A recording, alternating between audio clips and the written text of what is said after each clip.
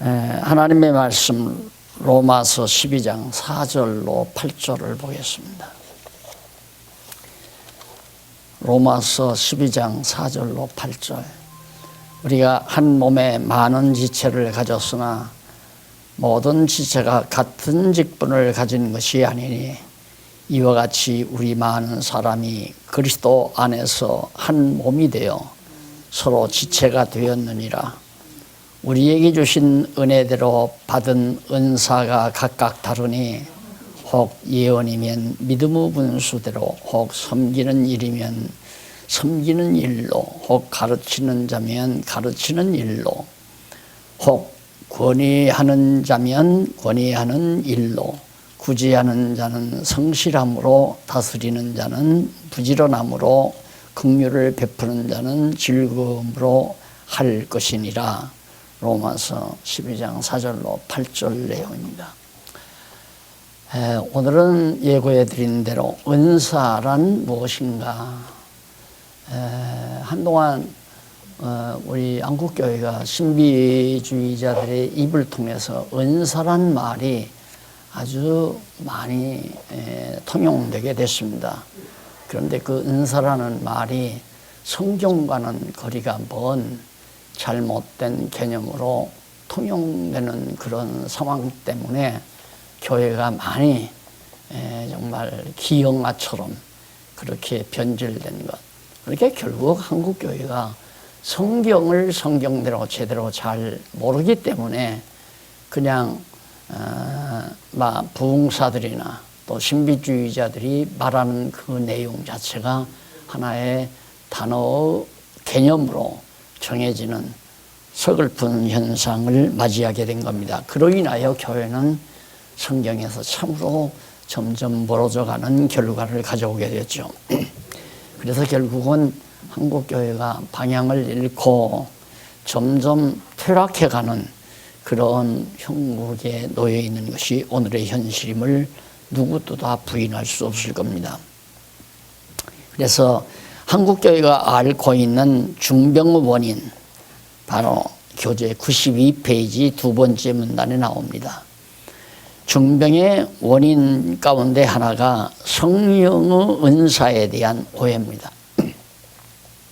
소위 성령운동이라 해서 성령의 역사 가운데 성령의 은사가 매우 중요하게 다뤄졌죠. 그런데 이 성령의 은사에 대한 잘못된 오해, 이것이 바로 한국교회의 중병의 원인 가운데 하나가 됐다. 그래서 전통적인 무속신앙에 길들여진 한국교회 신자들은 무속적인 행위들을 성령의 은사로 착각하고 있는 경우가 허다하다. 무속인들이라 행하는 그런 일들을 이것이 성령의 은사라고 착각하게 만들어놨죠. 그리고 한국이 원래 몇십 년 전만 해도 무속이 판쳤잖아요. 그런 영향이 매우 컸다고 볼 수 있습니다. 그래서 결국 이 은사에 대한 성경력이나 신학적인 근거가 박약하기 때문에 나타나는 그런 중병의 현상이었죠. 그렇다면 성경에서 언급하고 있는 은사란 도대체 무엇인가, 이것을 올바로 우리가 정리하는 것은 정말 교회를 사랑하는 매우 중요한 일이 아닐 수가 없습니다. 그럼 먼저 은사의 언어에 대한 어휘, 말의 그 뜻이 무엇인가. 우리가 국어사전에서 그 은사라는 말을 찾아보면요, 임금께서 내려주시는 물건, 임금께서 내려주시는 물건이라고 그렇게 국어사전에서 정리하고 있습니다. 구약 히브리어에는 우리가 사용하는 은사와 사전적으로 일치하는 단어가 없어요. 그리고 헬라어 형용사 프니마티코스라는 말이 있는데, 이것은 중성 복수로 관사 타를 붙여가지고 영에 속한 것들, 영적인 것들, 그러니까 성령에 의해서 주어지는 것들이라고 볼 수 있죠. 영적인 것들이라는 뜻으로 그렇게 사용되고, 그리고 카리스마를 들 수 있는데, 이는 카리스마라는 단어의 결과를 의미하는 마라는 형태소를 붙여서 은혜에 의한 어떤 결과, 하나님께서 은혜로 주신 어떤 결과를 강조하는 그런 개념으로 나타납니다. 그래서 이 개념에 의하면 은사는 은혜에 의한 선물, 하나님에서 은혜로 베풀어 주신 선물이다. 로마서 12장 6절에 나오고 고린도전서 12장 4절에도 표현되고 있죠. 이상을 종합해서 의역하면 하나님의 은총으로 말미암아 인간들에게 베풀어지는 모든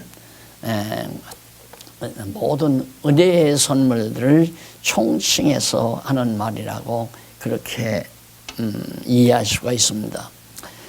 그래서 사실 하나님께서 아브라함을 복의 근원이 되게 하시고 사람으로 잉태케 해서 이삭을 낳게 하셨습니다. 그리고 야곱으로 거부가 되게 하시며 요셉으로 애굽의 총리가 되게 하셨습니다. 그뿐 아니라 모세로 바로 앞에 신이 되게 했죠.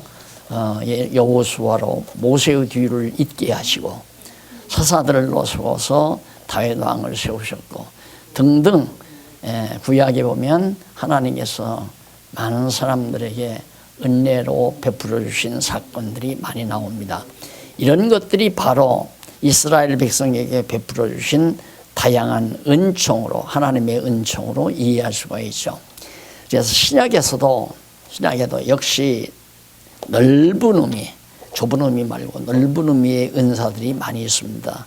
그 처녀 마리아에게 예수가 잉태했다거나 예수께서 제자들을 사도로 세우셨다거나 바울을 이방사도로 세우셨다거나 또 초대교회 집사, 장로들을 세우신 사실 등이 모두 하나님께서 성령의 역사로 말미암아 베풀어 주신 은사들이라고 말할 수 있습니다. 결국 성경에서 은사라는 말은 하나님께서 성도 각자에게 재능을 비롯한 임무나 능력 등을 믿음의 분량 따라 은혜로 주시는 선물을 말한다고 할 수 있습니다. 그러면 이런 은사에 대한 종류는 어떠한 것들이 있는가? 96페이지에 나오죠. 3번 은사의 종류. 하나님께서 은혜로 성도들에게 주시는 은사의 종류는 매우 다양하죠. 많은 다양한 은사들이 많이 있는데 성경에서 그 종류를 다 찾아 열거한다면 헤아리기 어려울 정도로 수가 많습니다. 왜냐하면 어느 것 하나 하나님께로부터 은사로 주어지지 아니한 것이 없으니까. 그러니까 키가 작고 큰 것까지라도 하나님의 은혜의 결과죠. 얼굴이 밉고 예쁜 것까지라도, 또 정말 건강하고 약한 것, 지혜가 있고 지혜가 없는 것, 이런 모든 인간들이 누리고 있는 모든 것들이 하나님의 은사라고 그렇게 말할 수 있습니다. 그래서 넓은 이런 은사보다는 신약에서 구체적으로 언급하고 있는 몇몇 종류의 은사들에 관해서만 언급하기로 그렇게 하겠습니다. 우선 두 번째 문단에 보면 96페이지 신약에 언급된 구체적인 은사의 종류는 사도 바울이 고린도 교회에 보내는 서신에서 밝혀준 내용이 대표적이라고 할 수 있습니다. 사도 바울은 은사는 여러 가지나 성령은 같고 직임은 여러 가지나 주는 같으며 또 역사는 여러 가지나 모든 것을 모든 사람 가운데 역사하시는 하나님은 같으니 각 사람에게 성령에 나누어 주심은 유익하게 하려 하심이라. 어떤 이에게는 성령으로 말미암아 지혜의 말씀을, 어떤 이에게는 같은 성령을 따라 지식의 말씀을, 다른 이에게는 같은 성령으로 믿음을, 어떤 이에게는 한 성령으로 병 고치는 은사를, 어떤 이에게는 능력 행함을, 어떤 이에게는 예언함을, 어떤 이에게는 영들 분별함을, 다른 이에게는 각종 방언 말함을, 어떤 이에게는 방언을 통역함을 주시나니 이 모든 일은 같은 한 성령이 행하사 그 뜻대로 각 사람에게 나누어 주시느니라. 사람 뜻대로 주는 게 아니라 하나님이 정하신 뜻대로 각각 하나님께서 나누어 주시는 것이다. 그런데 여기서 참 중요한 건 뭐냐면 어떤 명칭보다는 행하는 일, 동사, 행동하는 일들을 일일이 말해주고 있습니다. 그래서 고린도전서에서 사도 바울이 언급한 은사들이 대표적으로 표현이 되는데 바로 고린도전서 12장 4절로 11절에 나오는 내용이죠. 그리고 로마서에서는 아까 봉독해 드렸지만 우리에게 주신 은혜로 받은 은사가 각각 다르니, 우리에게 주신 은사가 각각 다 달라요. 성도마다 다르단 말입니다. 그걸 상대방의 은사를 인정하지 아니하면 교회 머리 되신 그리스도를 부정하는 행위가 되는 거죠. 각각 다르기 때문에 나 아는 대로 하라고 말하면 안 되죠. 내가 믿는 대로 믿으라고 하면 안 되고, 내가 행하는 대로 행하라고 해도 안 되고, 각각 받은 은사 따라 행하도록 되어 있기 때문에 예언이면 믿음의 분수대로, 혹 섬기는 일이면 예언, 섬기는 일, 정말 영혼을 주님의 지체들을 섬기는 일, 봉사겠죠. 봉사하는 일, 집사. 그러니까 명칭을 보시자면 예언은 설교자라고 할 수도 있고, 지금의 예언자는 설교자, 강론자, 성경을 말씀 가리키는 거예요. 예언의 말씀을 가리키는 것이 되니까 지금으로 말하면 섬기는 것은 바로 집사 직분에 해당된다고 할까요? 혹 가르치는 일은 교사 직분, 목사들이 하는 일이 구체적으로 가르치는 일로, 또 권위하는 자면 권위하는 일로, 우리가 권서란 말을 쓰죠. 권사, 권위하는 선생이다라는 얘기죠. 그래서 감리교회는 스승사자를 안 쓰고 일사자를 써요.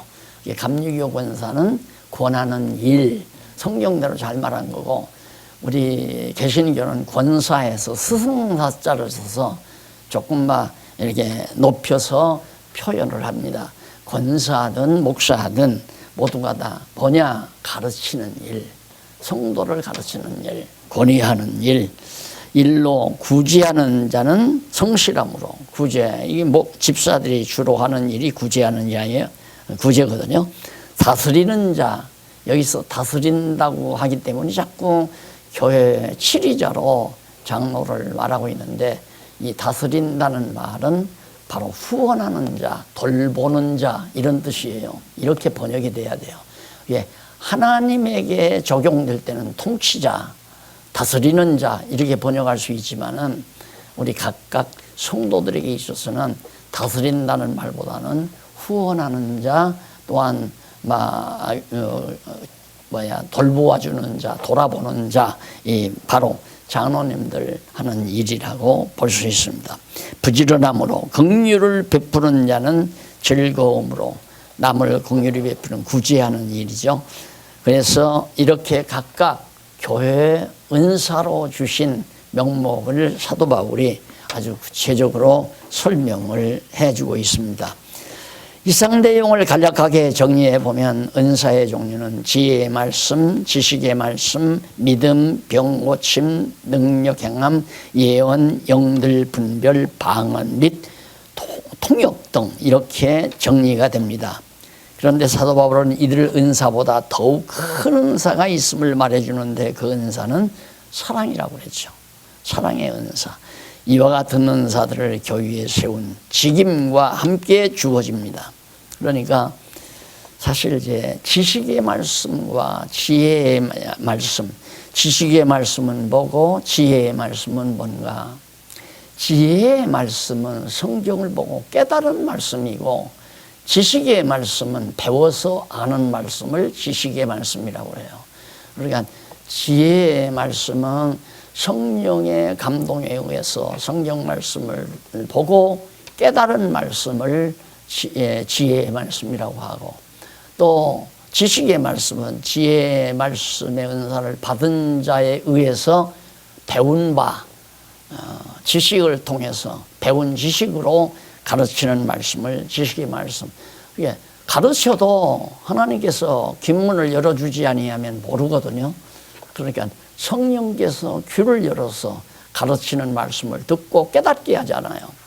예수님께서 3년 동안 제자들을 가르쳤어도 제자들이 못 깨닫잖아요. 하나님께서 깨닫지 못하게 하니까. 그런데 성령이 오셔서 제자들을 감동해서 깨닫게 했죠. 그게 바로 지식의 말씀, 지식의 말씀이 아니라 지혜의 말씀입니다. 제자들이 예수님이 3년 동안 가르쳤던 말씀을 깨달았으니까 그게 무슨 뜻인지 몰랐던 것을 성령의 감동에 의해서 깨달았기 때문에 지혜의 말씀이라고 볼 수 있죠. 그래서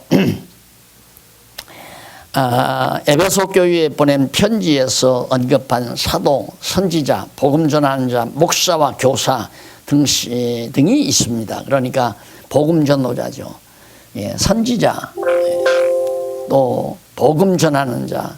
그리고 에베소 교회 초대교회 때는 선지자가 있었잖아요. 예언하는 선지자가. 그런데 이제 성경이 다 기록됐기 때문에 이제 선지자가 전한 복음의 말씀을 전하는 자, 그다음 목사, 교사 그랬는데 목사와 교사가 사실은 따로가 아니라 양무리를 먹이는 그런 교사, 양떼들을 먹이는 것과 같은 그런 교사라고 하는 등이라는 것을 제가 이미, 그래서 목사와 교사는 목동과 같은 교사를 말합니다. 그러니까 곧 두직임이 아니라 성경을 가르치는 교사를 말하는 것이다. 그래서 사실 엄밀히 말하면 성경교사란 말이 가장 순수한 것 같아요. 목사라는 말이 목자 같은 교사 같은 뜻인데 너무 거기다 군더더기가 많이 붙어 있어요. 목사는 당회권이 있고 치리권이 있고 축복권이 있고 이런 등등의 개념들이 붙어 있어 가지고 좀처럼 그게 막 걸러지기가 힘들잖아요. 그래서 순수하게 표현하자면 성경을 가르치는 교사, 이것이 바로 목사의 직임이다라고 말할 수 있죠. 그 다음 은사의 목적은 뭔가 네 번째 나오는데요. 97페이지. 하나님께서 성령의 능력으로 주신 은사의 용도나 목적을 올바르게 이해하는 것이 매우 중요하죠. 이는 은사의 용도가 성령의 사역과 밀접하게 관련되기 때문입니다.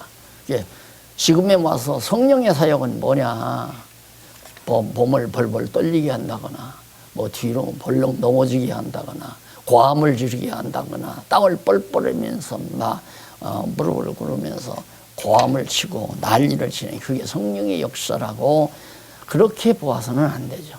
성령의 역사는 하나님이 주신 은사에 따라서 병도 고치고, 그리고 말씀도 전하고, 그리고 복음도 전파하고, 은사를 시행하는 일, 남을 구제하기도 하고, 그게 성령의 역사예요.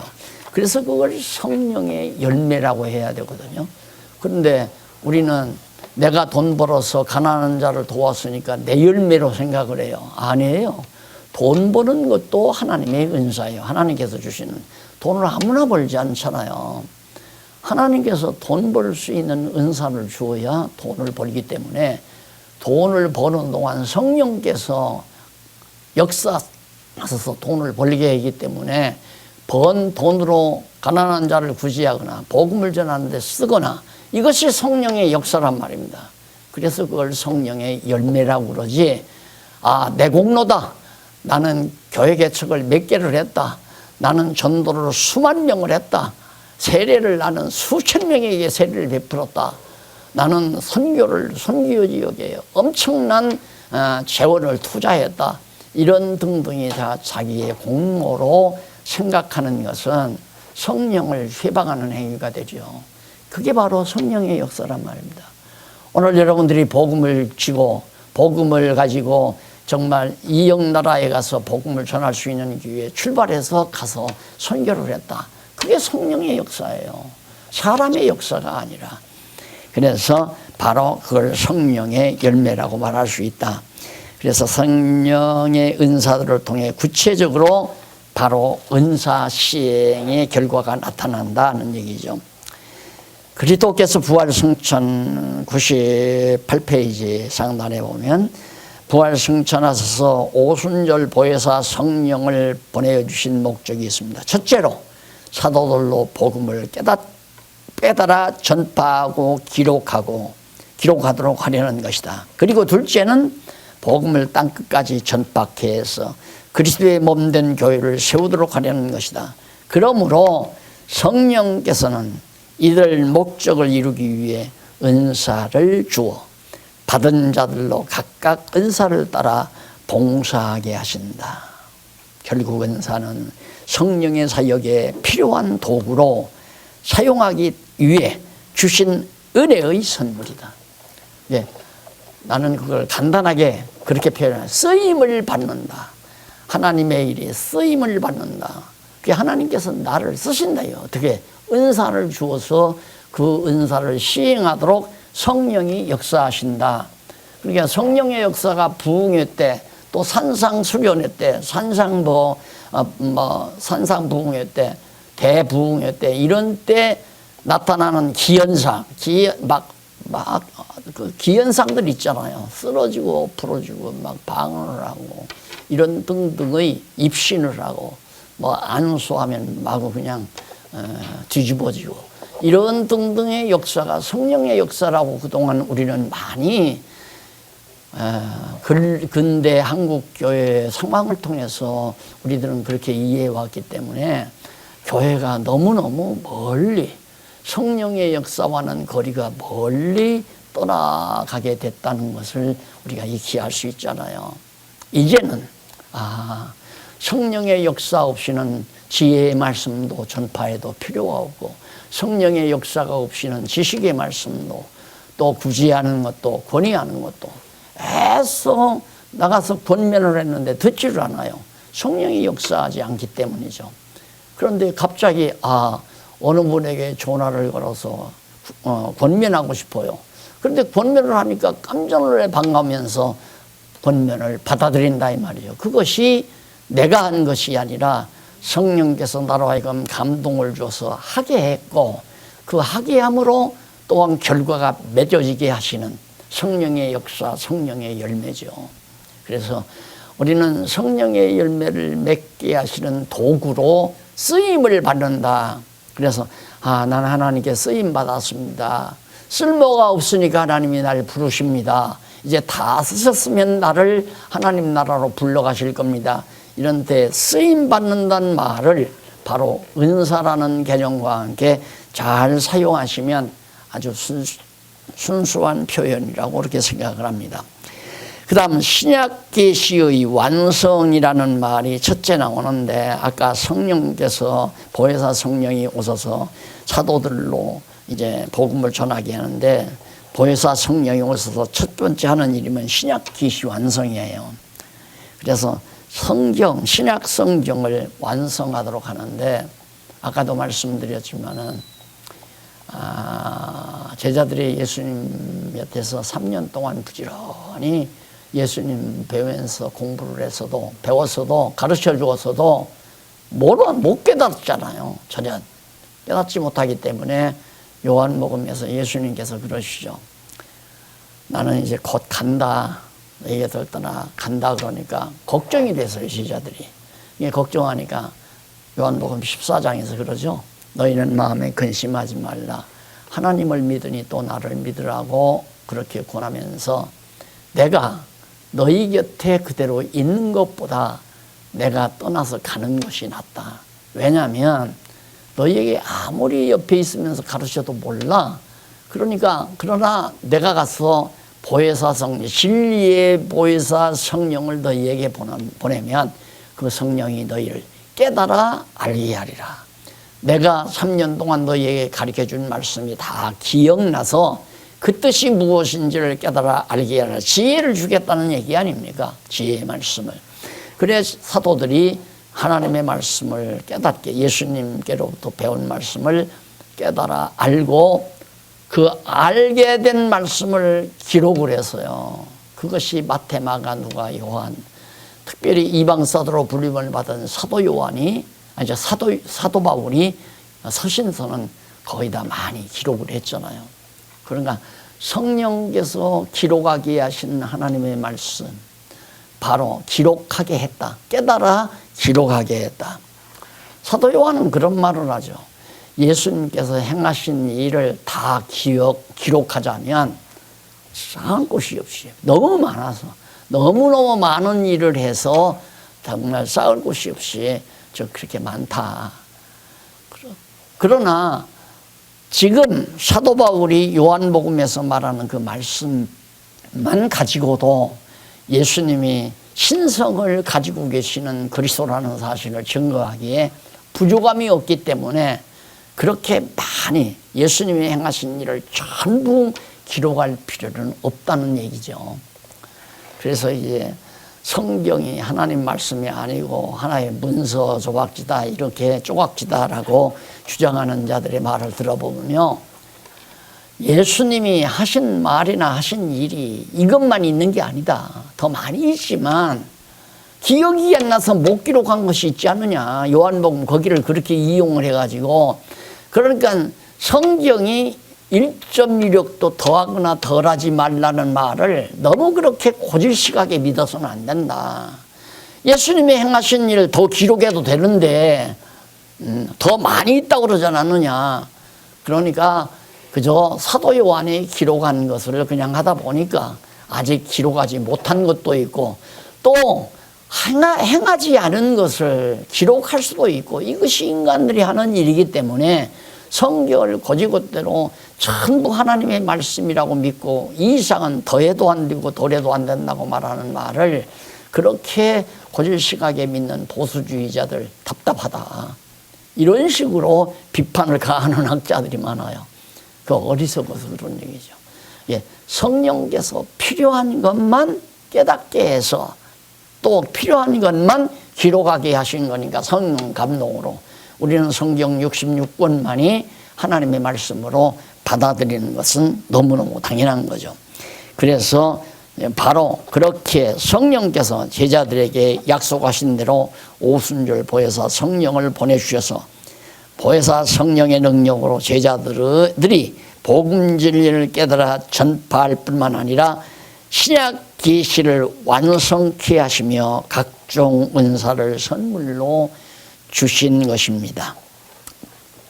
그 다음 두 번째로는 보혜사 성령이 은사로 주신 것은 교회 설립할 수 있게 하셨죠. 신약교회를 설립하게 하셨다. 이것은 목사님들도 다 잘 아시는 거니까, 예수 그리스도는 교회의 머리가 되시고 성도들은 그리스도의 몸된 신령한 지체들이다 라고 나와요. 그리고 예수 그리스도께서 성천하여 성령을 보내주신 것은 몸된 교회를 세우시기 위해서다. 곧 제자들로 보혜사 성령의 능력을 받아 복음을 깨닫고 예수의 증인이 되게 하여 그리스도의 몸된 교회를 세우시려는 것이었다. 예, 이 하나님께서 참 놀랍죠. 왜 정충이 있잖아요. 애기씨. 이게 머리예요. 이게 머리. 애기씨가 있고 꼬리가 이렇게 붙어 있어요. 이런 애기씨가 돌아다니다가 이제 결국 합방을 통해서 점점 이게 이제 등뼈가 되고 다리가 나오고 그 다음 팔이 나오고 그러면서 몸이 되잖아요. 그러니까 우선 머리 대신 예수 그리스도가 딱 이미 이 땅에 오셨고, 그리고 머리임을 확실히 증거하는 진리가 점점 전파되면서 팔도 되고 다리도 되고 발가락도 되고 손가락도 되고 이러면서 이제 몸이 자라나잖아요. 머리와 연결되지 않으면 자라날 수가 없는 거예요. 그러니까 교회는 내가 늘 그래요. 한 영혼을 불러서 자기가 데리고 살면 안 되잖아요. 한 영혼을 복음으로 불러들였으면 신랑 되신 그리스도에게 접붙여야죠. 그리스도의 몸이 되게 해야죠. 그리스도와 한 몸이 돼야 점점 자라나잖아요. 거기서 이제 막 자녀들이 생산하고 출생하고 계속 번창하잖아요. 그래서 몸이 풍성하게 성장하는 것처럼 교회라고 하는 것은 그리스도의 몸이다. 그러니까 한 영혼 택자를 불러서 그리스도의 신부로 그리스도와 한 몸 되게 하는 것이 복음 전도 사역이고 그것이 교회를 세워가는 중요한 작업이다. 그런데 이런 교회에 대한 올바른 진리를 모르니까 복음 전에서 자기가 복음을 전해서 말씀을 들으면 너는 내 사람이야. 너는 평생 내 말만 듣고 내가 하라는 대로 순종하면서 살면 천국 간다. 이게 지금 오늘의 교회 형태란 말입니다. 너무 답답하잖아요. 예. 너는 내가 복음 전해서 내가 교인이 됐잖아. 내가 세례 줬고. 그러니까 너는 내 교인이야. 우리 교인이야. 내 교회야. 내 교인. 그러니까 내 말만 들어야 되고 다른 목사 말 들으면 안 돼. 다른 데 참석할 필요 없어. 안식일에 주일날 절대 다른 교회 가지 말고 우리 교회 와야 한다. 내 교회를 와야 한다. 이게 이제 한국 교회에 만연된 잘못된 교회관이 결국은 오늘의 교회의 처참한 모습을 만들어 놓았다는 것은 두말할 것도 없잖아요. 결국은 제자들이 교회를 세운다는 게 뭔가 참 나는 그 바울이 마게도냐나 아가야 지방 그리고 아세아 지방 이런 등지에서 또 예루살렘 이런 등지에서 복음을 전했잖아요. 복음을 전해서 많은 성도가 있는데 그냥 교회가 막 바울을 미워하고 바울을 반대하고 있는데 교회를 뚝 떠나서 그냥 로마로 가버려요. 무책임하게. 근데 나는 그때는 그게 무책임한 일이라고 생각을 했거든요. 근데 그게 아니고 무책임이 아니에요. 자기 할 일 하는 거예요, 자기는. 왜? 다 이제 복음을 그리스도를 소개했으니까 하나님께 그리스도의 신부된 자는 그리스도와 더불어 살 거라고. 그래서 사람에게 속하지 말고 예수님에게 속해라. 머리 대신 그리스도에게 속해라. 하나님께 속해라. 그러면서 고린도서에서 가르치잖아요. 그러니까 우리는 영혼을 불러서 오직 그리스도의 몸을 그리스도에게 접붙여주는 그런 작업이 우리 가르치는 자들이 해야 될 중요한 일이다. 그러다가 보면 이건 우리의 동력자예요. 이 몸은. 그리스도 안에서 다 그리스도의 몸된 우리 각각 지체들이 각각에게 하나님께서 각 지체들에게 은사를 따로따로 줬으니까 나는 말씀 가르치는 은사니까 말씀 가르치고 돈 버는 은사 받으면 돈 벌고 구제하는 은사는 구제하고 선교하는 은사는 선교하고 또한 남을 돌보는 은사는 돌보고 이런 등등의 은사 따라서 각각 행하는 자들이 한 몸을 이루는 거죠. 이 한 몸을. 이걸 가리켜서 사도 바울은 연합하여 각각 건물마다 개개인 모든 성도들마다 서로 연합하여 그리스도의 몸을 세우느니라. 그리스도의 몸을 세우느니라. 그래서 연합이란 말이 매우 중요하죠. 연합. 서로 연결해서 연합해서 함께 서로 연합해서 누가 누구에게 예속돼서가 아니야. 아무에게도 인간은 누구에게 예속되면 안 돼요. 각각 그리스도에게 예속이 돼야죠. 그리스도의 지체가 돼야지 자기의 지체 노릇하게 나를 섬기면 된다. 나 섬기는 것이 하나님을 섬기는 거다. 이렇게 말하면 안 된다. 그래서 이런 교회를 세우시려고 하나님께서 보혜사 성령을 보내신 것이다. 그러면 그렇게 교회를 세우시기 위해서 101페이지 보면 5번 은사의 구분이 있죠. 은사에는 어떻게 은사가 구분이 되는가. 거기 보면 첫째는 일시적인 은사가 있어요. 그 어떤 한 시기에만 있는 은사.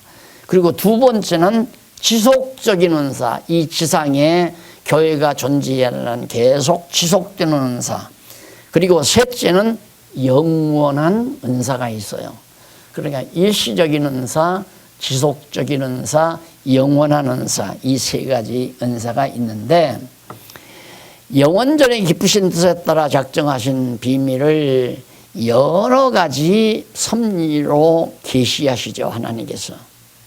그리고 계시된 진리의 반석 위에 그리스도의 몸된 교회를 세워 자라게 하시려고 필요한 은사들을 성령을 통해 주시는데 다 같은 성령으로 말미암아 주어진 은사지만 용도에 따라서 구분이 됩니다.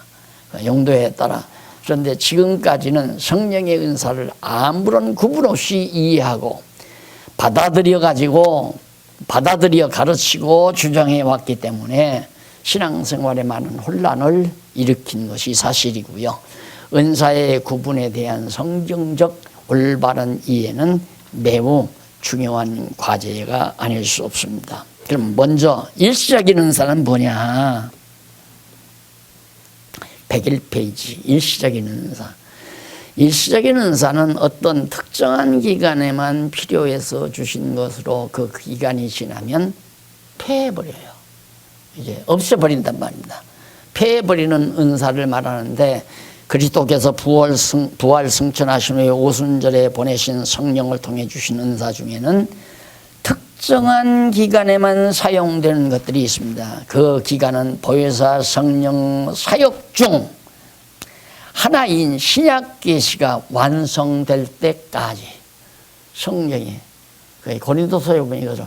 온전한 것이 올 때까지 온전한 것이 오면 그렇게 돼 있죠. 이제 완전히 신약 계시가 완성될 때가 온전한 계시가 이루어지는 거죠. 그때를 말하는데 곧 성령 강림 이후부터 요한계시록이 완전히 다 완료될 때까지를 바로 일시적인 기간이라고 볼 수 있습니다. 앞서 언급한 바와 같이 예수님 당시에는 제자들이 진리에 대하여 미숙한 상태였으나 성령 강림 이후에는 보혜사 성령 교통하심에 따라 진리를 온전히 깨닫고 전파하며 기록한 것이 바로 신약성경이죠. 따라서 이미 기록된 구약성경을 비롯한 신약성경이 더하거나 덜할 수 없도록 충족하게 완벽하게 이렇게 완성이 된 거죠. 그래서 신약계시 시대에는 복음 진리를 깨닫게 하는 일시적인 은사로 뭐가 있느냐? 방언과 예언과 지식 등이 주어져 있습니다. 지식. 방언과 예언과 지식 등이 주어져 있어요. 따라서 오순절에 성령이 강림하실 때에 베드로가 방언을 통해 각국에서 온 유대인들에게 복음을 전파했습니다. 그러니까 오순절 날에 각 나라에서 온 유대인들이 언어가 안 통하잖아요. 리비아에서 온 사람은 2세, 3세들이니까 히브리어는 유대 언어는 다 잊어버리고 리비아어로, 소련어로, 독일어로, 불란서어로, 그때는 뭐 독일 불란서라기보다도 하여튼 유럽에서 온 이런 로마 이런 등등에서 오면 그 지역의 언어는 잘 통하지만은 헬라어나 히브리어는 잘 안 통한단 말입니다. 그러니까 하나님께서 땅끝까지 복음이 증거되게 하시기 위한 방법은 거기 오순절 날에 모인 사람들이 복음을 들어야 되잖아요. 그 들어야 하기 때문에 방언의 은사를 주신 거예요. 베드로가 예를 들어서 헬라어로 복음을 전하는데 듣는 사람은 전부 다 각각 자기 나라 언어로 들어요. 내가 미국에 갔는데 난 영어를 못하니까 영어로 하면 못 알아듣잖아요. 근데 미국 목사가 영어로 설교하는데 내가 한국말로 다 알아듣는단 말입니다. 그게 방언이었어요. 오순절 날의 방언. 왜 그러는가? 필요에 의해서. 하나님의 말씀, 복음이 땅끝까지 전파돼야 되니까 각 지역에서 온 사람들에게 빨리 속히 복음이 깨달아져서 전파돼야 되잖아요. 그래서 방언의 은사가 필요했고요. 그 다음에 예언이 있어요. 예언도 역시 하나님께서 정말 그 당시에 필요하니까 예언을 하기만 그렇죠. 장차 되어질 일들에 대해서 예언하게. 그리고 또 하나는 지식입니다. 여기서 말하는 지식은 무슨 지식이냐면 구약에 관한 지식이에요. 구약적인 지식. 네, 이것들은 이제는 그림자고 모형 아니에요. 그러니까 이런 은사들은 폐해버렸다 그 말이에요. 또 세상 지식도 다 폐해버리고 전부 다. 그래서 온전한 것이 올 때에는 신약 계시가 완성될 때를 말한다고 그랬잖아요. 그래서 같은 은사를 통해 그리고 그 방언과 예언과 지식과 같은 은사를 통해 복음 진리가 전파된 것은 사실입니다. 그러나 신약 계시가 완성되었기 때문에 이들 은사들은 모두 폐해진 일시적인 은사임이 너무 분명하죠. 그 다음 지속적 은사입니다. 계속해서 지속되는 은사. 곧 이것은 성령 강림 초기에는 물론 현재나 미래 그리스도 재림 때까지 지속적으로 유지되는 은사인데, 그 은사들은 오순절 성령 강림 이후부터 그리스도 재림 때까지 그대로 계속되는 거예요. 그게 바로 거기 신약 계시 기록을 위한 일시적인 은사는 제외한 은사들이 곧 지혜의 말씀, 지식의 말씀, 위에서부터 7째 줄 나오죠. 여섯째 줄. 지혜의 말씀, 지식의 말씀, 믿음. 이 지식의 말씀은 아까 말씀드린 거예요. 여기서 폐했다는 지식이 아닙니다. 이것은 하나님의 말씀을 배워서 깨달은 지식. 믿음, 병고침, 능력, 그런 등의 은사들은 다 지금도 존재하는 거죠. 지금도 능력 나타나죠. 능력이. 하나님의 권능이 나타나고, 그 다음 병도 고쳐지고. 그게 은사를 받은 자만이 하는 거지 누구나가 다 하는 게 아니에요. 각각에게 하나님께서 은사를 선물로 주기 때문에 정말 하나님의 은사를 받은 바대로 행하기 때문에 자기 일을 하나님 앞에서 자기 일만 성실하게 수행하면서 서로 합력해서 서로 힘을 모아 그리스도의 몸을 세워가는, 교회를 세워가는 그런 일들을 할 수 있습니다. 해야 된다는 얘기고요. 그리고 능력, 병 고치는 요, 봉사자, 보살피는 자, 다스리는 자를 보살핀다고 그랬죠. 자로서 교회를 세워 자라게 하는 직임을 쓰임받는, 거기에 쓰임받는다고 표현했잖아요. 이외에는 사도나 선지자 직임이 더 있으나 이들 직임들은 사도시대, 즉 신약 계시 시대에 국한된 일시적인 직임들입니다. 직임으로 말하면 은사에 따른 직임이 일시적인 건 사도들, 그 다음은 선지자직은 지금은 없잖아요. 따라서 현재 교회에는 사도나 선지자는 존재하지 않는다. 그런데 지속적인 은사에 대한 신약교회 성도 모두에게 분별 없이 주는 것은 아니다. 교회의 머리 되신 그리스도께서 필요에 따라 성령의 교통하심을 통해 믿음의 분량대로 교회 중에 몇몇을 세워서 직임을 감당하도록 하는 은사를 주시는 것이다. 그러니까 은사를 받은 자는 동역자고요. 은사를 받지 못한 자는 형제고 아직 성경을 몰라서 공부하고 배우는 자는 제자고요. 그래서 처음에 교회 오면 제자로 군림합니다. 제자로 공부를 합니다. 목사님에게, 교사들에게 이제 성경을 배우죠. 배우다가 보면 믿는 것과 아는 것이 같으면 형제가 돼요. 근데 형제 중에서 하나님께서 은사를 주신 자가 있으면 그는 동역자들이에요. 그러니까 다 목사가 되는 것도 아니고, 다 장로가 되는 것도 아니고, 권사가 되는 것도 아니고, 집사가 되는 것도 아니고, 교사가 되는 것도 아니고, 하나님께서 몇몇에게 필요에 따라 그런 은사를 주신 자들은 하나의 합력에서 주의 몸이 되도록 쓰임을 받는 존재이기 때문에 동역자라고 성경은 표현해요. 그래서 동역자, 형제, 제자 이렇게 성도들을 구분하면 잘 설명이 될 수 있도록 되어 있습니다.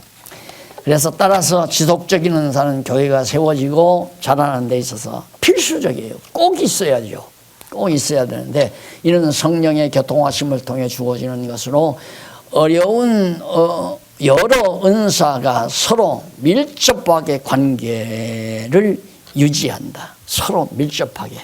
서로 시기하고 질투하고 배타하는 게 아니라 서로가 합력해 밀접하게 아주 가까이 친밀하게 접근이 돼가지고 정말 주의 몸 된 교회를 세워가는 것이다.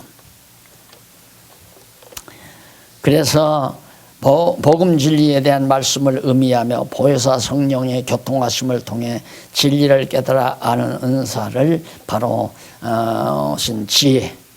지혜의 말씀이라고 볼 수 있죠. 그리고 지식의 말씀은 성경에 대한 지혜의 말씀을 배워서 아는 은사를 지혜의 말씀 아까 설명 다 드린 겁니다. 그 다음 영원한 은사 정의합니다. 영원한 은사는 두말할 것 없이 사랑의 은사예요. 사랑의 은사. 그러니까 사랑의 은사는 시간을 초월하는 거 아니에요. 그러니까 시작과 끝이 하나인, 처음과 나중이 하나인 거기 때문에 지금도 사랑의 은사가 필요하지만은 하나님의 영원한 나라 가서도 사랑의 은사만이. 그러니까 지상에 주님의 몸된 교회가 있을 때는 지속적인 은사와 사랑의 은사가 다 필요하지만 영원한 하나님의 나라에 가서는 오직 사랑의 은사만이 존재한다. 다른 은사가 필요 없어요. 거기서 뭐 지식의 말씀, 장로, 집사, 권사 이게 따로 있는 것도 아니야. 하나님 나라는 여기는 키워가려니까 교회를 자라게 하려니까 바로 그렇게 지속적인 이 지상의 교회가 머물러 있는 동안 지상교회가 필요한 겁니다. 그래서 사도 바울은 사랑은 오래 참고 온유하며 투기하는 자가 되지 아니하며 사랑은 자랑하지 아니하며 교만하지 아니하며 무례익지 아니하며 자기의 유익을 얻지 아니하며 성내지 아니하며 악한 것을 생각하지 아니하며 불의를 기뻐하지 아니하며 진리와 함께 기뻐하고 모든 것을 참으며 모든 것을 믿으며 모든 것을 바라며 모든 것을 견디는 것이 이것이 사랑이다. 사랑의 정의. 이런 정의는 어느 철학서에도 어느 인문학에도 어느 국어사전에도 이런 사랑의 정의는 없습니다. 바로 이 사랑이 바로 교회의 영원한 은사다. 그래서 마지막 고린도전서 13장 8절 사랑은 언제까지든지 떨어지지 않으나 예언도 패하고 방언도 그치고 지식도 패하리라.